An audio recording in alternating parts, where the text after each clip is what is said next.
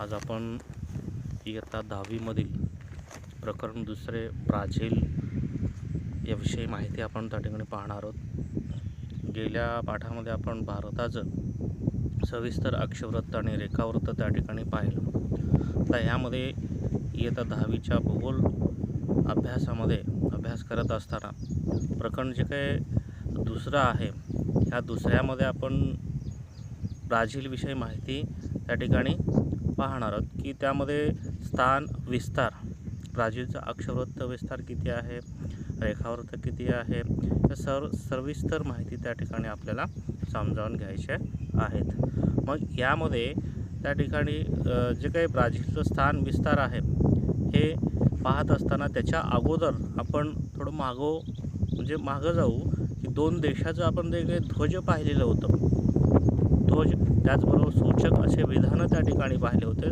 त्या संदर्भात थोडक्यात आपण ब्राझीलची माहिती थोडं लक्षात घेऊया। आता ब्राझीलचं थोडक्यात जे काही प्रसिद्ध असणारे जे काही घटक होते त्या घटकाविषयी माहिती आपण पाहायचं आहे। मग आपण पुढं जाऊ। आता त्याच्या अगोदर त्या ठिकाणी आपण पाहणार आहोत ध्वज। जे काही ध्वज आपण पाहिलं होतं भारत आणि त्याच्याबरोबर म्हणजे ब्राझील देशाची माहिती त्या ठिकाणी आपल्याला पाहायचं, त्याविषयी माहिती आपण पाहणार आहोत। आता जे काही ब्राझीलची देशाची माहिती पाहत असताना त्याचे जे काही सूचक विधानं आहेत त्या सूचक विधानाचे थोडक्यात आपण कानोसा घेऊ। आता संभान नृत्यासाठी हा देश त्या ठिकाणी प्रसिद्ध आहे हे आपण पाहिलं होतं। त्याच्यानंतर त्या ठिकाणी जगाचा कॉफी पॉट असे या देशाला संबोधले जाते हे त्या ठिकाणी पाहिलेलं होतं। त्याच्यानंतर की फुटबॉल हा जो खेळ आहे ह्या खेळाविषयी लोकप्रियता जास्त कुठं आहे तर ब्राझील या देशामध्ये आहे। तर या ब्राझील देशाविषयी माहिती त्या ठिकाणी आपण पाहत होतो। तर त्या अनुषंगाने आता जे पूर्णपणे माहिती जी आहे म्हणजे ब्राझिलिया प्रजासत्ताक संघराज्य म्हणून त्या ठिकाणी त्या ब्राझील देशाचं ओळख त्या ठिकाणी आहे। मग त्या ब्राझील देशाविषयी माहिती त्या ठिकाणी पाहत असताना त्या ब्राझीलमध्ये असणारं संसद, त्याचबरोबर त्या ठिकाणी असणारं ते पूर्णपणे जे काही शहर आहे ते शहर आपण त्या ठिकाणी थोडक्यात फोटोच्या माध्यमातून इमेजच्या माध्यमातून समजावून घेऊया। आता जो समोर तुम्हाला दिसणारा जो भाग आहे तो एक संसद आहे आणि दुसरं ब्राझीलमधील असणारं जे काही शहर आहे ते ब्राझिलिया ही राजधानी त्या ठिकाणी आहे। म्हणजे ब्राझीलची राजधानी म्हणजे कुठलं आहे तर ब्राझिलिया त्या ठिकाणी राजधानी आहे। आता हे ब्राझिलिया शहर आहे जे आपण राजधानीच्या माध्यमातून त्या ठिकाणी आपण समजावून घेणार। आता ब्राझील हे जे काय आहे हे ब्राझील शहर आणि त्याचबरोबर शेजारी असणारा जो पूर्णपणे ब्राझीलचं संसद आहे या संसदच्या माध्यमातून कामकाज त्या ठिकाणी केला जातो। म्हणजे एक राजधानी पूर्णपणे कसं एक सुशोभित, त्यानंतर अत्याधुनिक असणारं जे काही ब्राझिलिया शहर म्हणून त्या ठिकाणी ब्राझील या देशामध्ये शहर प्रसिद्ध आहे।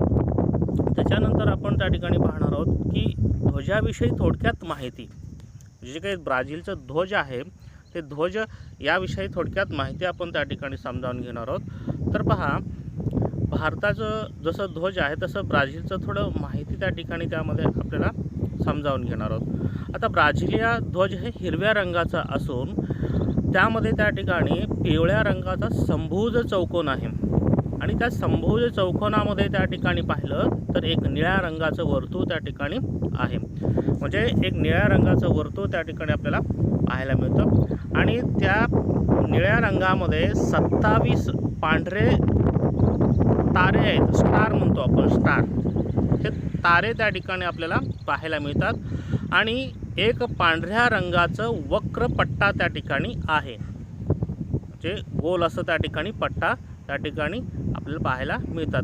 आणि या पट्ट्यावर एक ब्राझील देशाचं ब्रीदवाक्य त्या ठिकाणी लिहिलेलं आहे। काय लिहिलं आहे?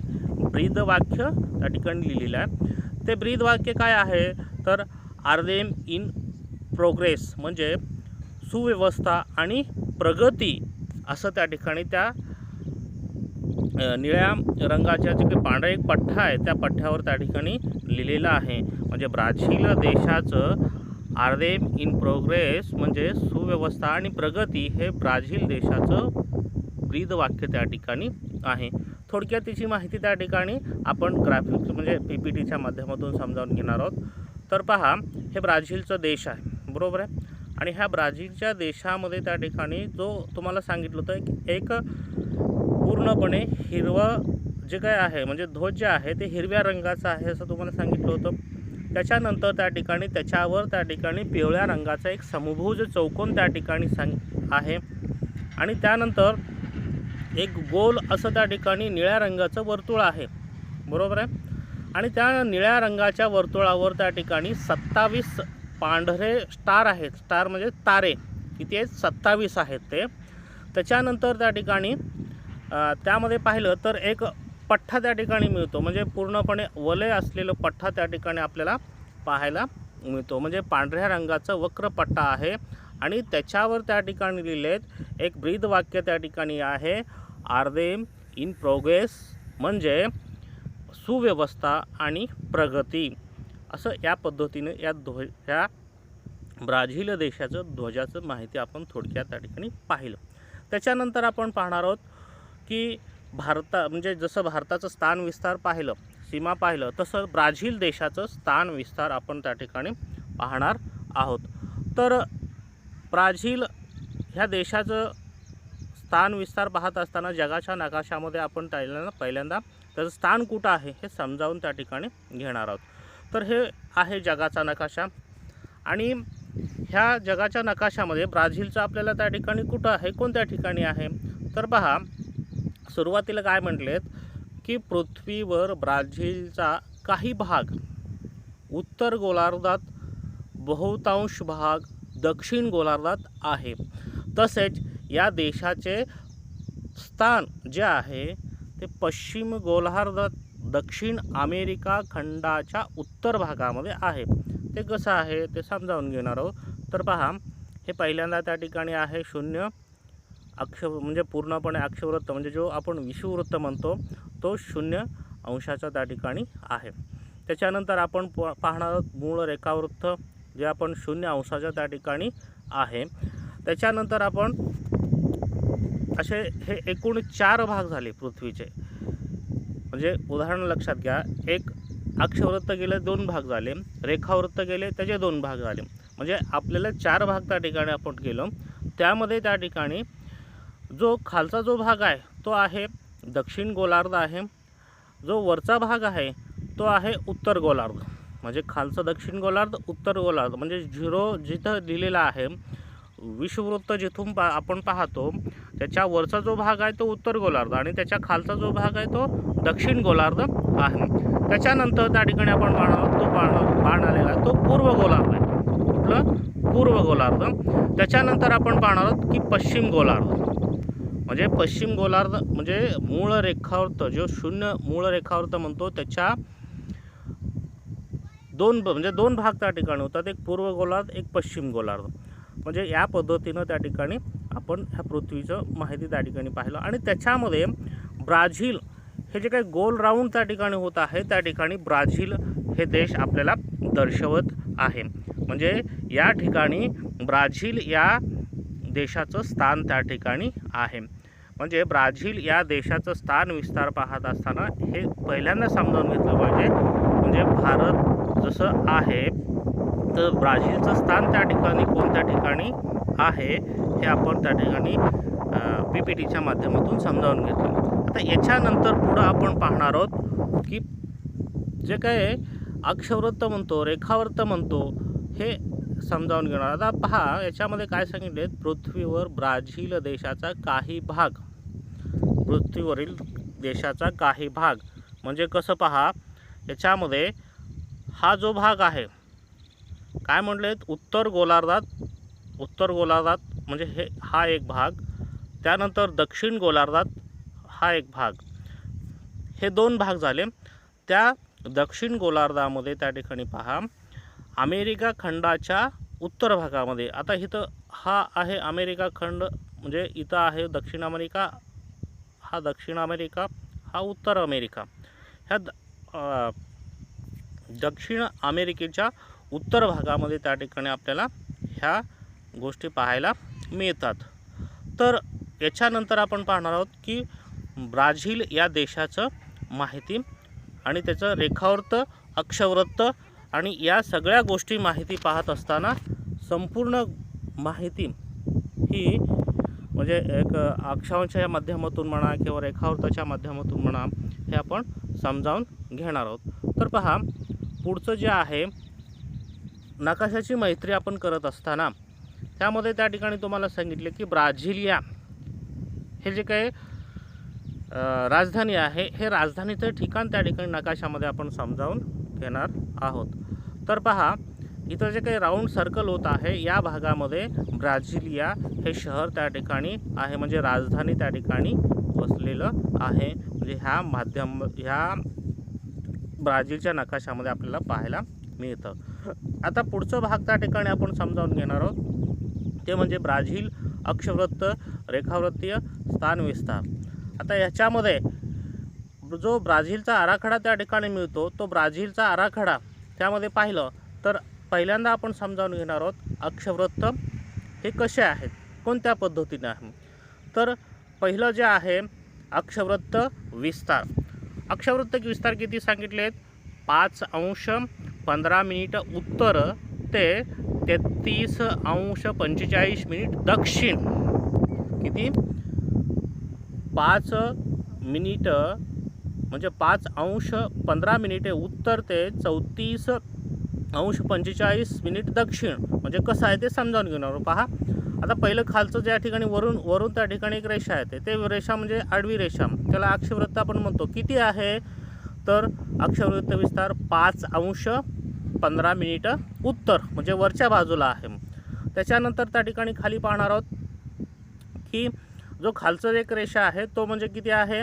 33°45' दक्षिण अक्षवृत्त आहे, म्हणजे खालच्या बाजूला, म्हणजे ब्राझील देशाच्या खालच्या बाजूला दक्षिण आहे. म्हणजे ब्राझील हा दक्षिण गोलार्धात, त्यानंतर काही भाग उत्तर गोलार्धात आहे, म्हणजे बहुतांश भाग हा दक्षिण गोलार्धामध्ये त्या ठिकाणी येतो. मग हा दक्षिण गोलार्धामध्ये त्या ठिकाणी 33°45' अक्षवृत्त दरम्यान त्या ठिकाणी आहे. त्याच्यानंतर आपण पुढं पाहणार आहोत रेखावृत्त. आता ब्राझील देशाचं रेखावृत्त किती आहे? तर पहिलं त्या ठिकाणी आहे एक रेखावृत्त पूर्वेकडचं जो ते किती आहे? तर 34°45' पश्चिम. जे किती आहे? हा जो भाग आहे तो पूर्णपणे मूळ रेखावृत्ताच्या इकडं पश्चिमेला आहे, म्हणून आपण पश्चिम असं त्या ठिकाणी म्हणतो. म्हणजे जवळपास पाहिलं तर 34°45' पश्चिम हा जो भाग आहे तो मूळ रेखावृत्त आहे, म्हणजे मूळ रेखावृत्ताच्या पश्चिमेकडचा भाग त्या ठिकाणी आहे. त्याच्यानंतर रेखावृत्त आपण पाहणार आहोत ते आहे 73°48' पश्चिम. म्हणजे दोन्ही मूळ रेखावृत्ताच्या कुठल्या बाजूला आहेत? पश्चिम भागाला आहेत, म्हणून आपण पश्चिम त्या ठिकाणी लिहितो. म्हणजे या पद्धतीनं त्या ठिकाणी काय आहे? ब्राझील व अक्षवृत्तीय रेखावृत्तीय विस्तार त्या ठिकाणी आहे. परत एकदा तुम्हाला सांगतो पहा, दक्षिणेचा खालचा भाग त्या ठिकाणी सांगितला आपण. पहिल्यांदा त्या ठिकाणी अक्षवृत्त विस्तार पाहणार आहोत की 5°15' उत्तर ते दुसरं आहे 33°45' दक्षिण अक्षवृत्त. असे दोन त्या ठिकाणी रेषा मिळाले. त्याच्यानंतर दुसरं पुढचं भाग आहे की 34°45' पश्चिम ते 73°48' पश्चिम ह्या दरम्यान त्या ठिकाणी ब्राझील देशाचं पूर्णपणे स्थान विस्तार त्यामध्ये आहे. तर पुढचं घटक आपण पाहणार आहोत की ब्राझील देशाच्या शेजारी असणारे जे काय देश म्हणा किंवा महासागर म्हणा हे आपण त्या ठिकाणी पाहणार आहोत. तर ब्राझील देशाच्या उत्तरेला त्या ठिकाणी काही देश आहेत. त्यातलं पहिलं आहे फ्रेंच गियाना, त्यानंतर दुसरा आहे सुरिनाम, त्यानंतर तिसरा आहे गियाना, त्यानंतर पुढचं चौथं आहे व्हेनेझुएला, त्यानंतर पाचवा आहे कोलंबिया. हे जे काही देश आहेत ते ब्राझील देशाच्या उत्तरेला त्या ठिकाणी आहे. त्यानंतर आपण पाहणार आहोत उत्तर अटलांटिक महासागर. म्हणजे या भागामध्ये, म्हणजे उत्तर भागामध्ये असणारा जो तुम्हाला राऊंड सर्कल त्या ठिकाणी झालं त्या भागामध्ये उत्तर अटलांटिक महासागर आहे. त्याच्यानंतर आपण पश्चिमेला काही देश पाहणार आहोत. एक पहिला आहे पेरू, त्यानंतर दुसरा आहे बोल्व्हिया, त्यानंतर तिसरा आहे पॅराग्वे. असे हे जे काही देश आहेत हे देश त्या ठिकाणी ब्राझीलच्या कुठल्या पश्चिम दिशेला त्या ठिकाणी आहे. त्यानंतर दुसरा आहे दक्षिण दिशेला असणारे देश आहेत. एक आहे अर्जेंटिना, दोन आहे उरुग्वे. हे देश त्या ठिकाणी दक्षिणेला आहेत. त्याच्यानंतर आपण पाहणार आहोत अटलांटिक महासागर, जो दक्षिण भागामध्ये सर्कल राऊंडच्या माध्यमातून आपण समजावून घेत आहोत. हे आहे त्या ठिकाणी दक्षिण अटलांटिक महासागर. म्हणजे पहा, उत्तरेला असणारं फ्रेंच गियाना आहे, सुरिनाम आहे, तिसरा आहे गियाना आहे, चौथा आहे व्हेनेझुएला आहे, त्यानंतर पाचवा आहे कोलंबिया. त्यानंतर उत्तर अटलांटिक महासागर उत्तरेला त्या ठिकाणी आपल्याला दर्शवतो. त्याच्यानंतर त्या ठिकाणी पश्चिमेला असणारा देश आहे पेरू आहे, बोलिव्हिया त्या ठिकाणी आहे, त्यानंतर पॅराग्वे आहे, तर दक्षिणेला अर्जेंटिना, उरुग्वे आणि दक्षिण भागामध्ये दक्षिण अटलांटिक महासागर त्या ठिकाणी आहे. त्याच्यानंतर आपण पाहणार आहोत माहिती की ब्राझील देशातील जवळपास पाहिलं तर ऐतिहासिक जी काही पार्श्वभूमी आहे ती पार्श्वभूमी कशी आहे, तर ब्राझील हा देश 3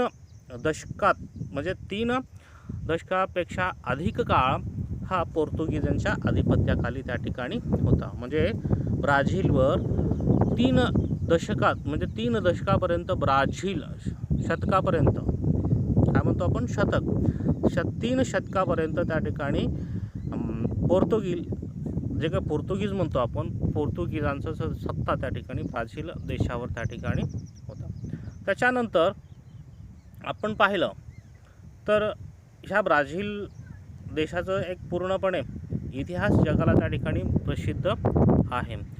म्हणजे ब्राझील देशाला स्वातंत्र्य केव्हा मिळालं पहा, की ज्यावेळी त्या ठिकाणी पोर्तुगीज ब्राझील सोडून गेले, म्हणजे पूर्णपणे त्या ठिकाणी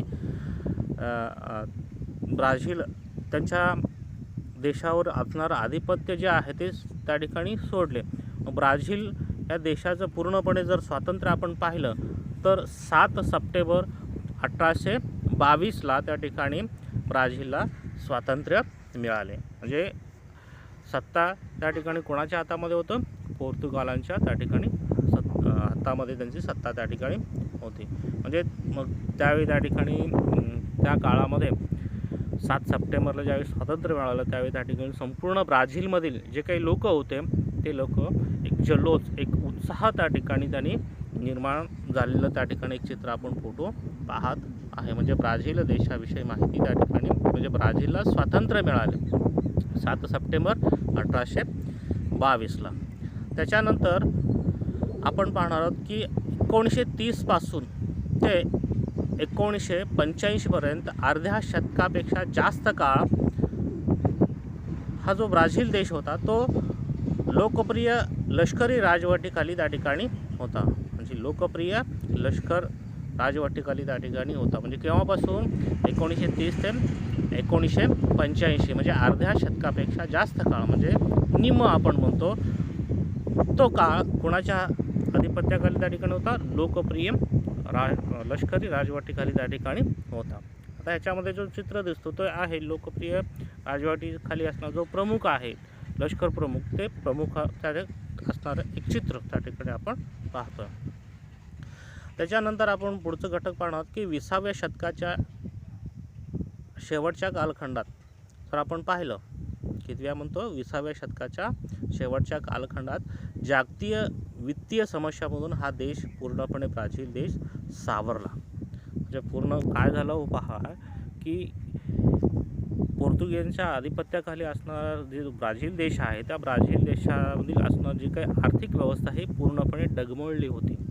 मग 20व्या शतकाच्या शेवटच्या कालखंडामध्ये ही समस्या थोडं सावरत गेलं, म्हणजे प्रगत त्या ठिकाणी होत गेलं. त्याच्यानंतर जगाच्या आर्थिक विकासाला हातभार देणारा हा देश कुठला, ब्राझील, म्हणजे भविष्यामध्ये एक प्रमुख बाजारपेठ आणि इकॉनॉमिक म्हणजे आर्थिक दृष्टिकोनातून महत्त्वपूर्ण देश म्हणून त्या ठिकाणी संबोधला जाऊ लागला. मग ह्या जगाच्या इतिहासामध्ये जर आपण पाहिलं तर ब्राझील हा एक असा देश आहे की तो पूर्णपणे आर्थिकदृष्ट्या सधन असा देश त्या ठिकाणी म्हटला जातो. म्हणजे एक जागतिक बाजारपेठ म्हणतो आपण पहा की ब्राझीलमधलं एखादं वस्तू त्या ठिकाणी आपण पाहतो की जे संपूर्ण जगामध्ये आता प्रसिद्ध आहे. मग ह्या जागतिक दृष्टिकोनातून हा एक त्या ठिकाणी भाग झाला.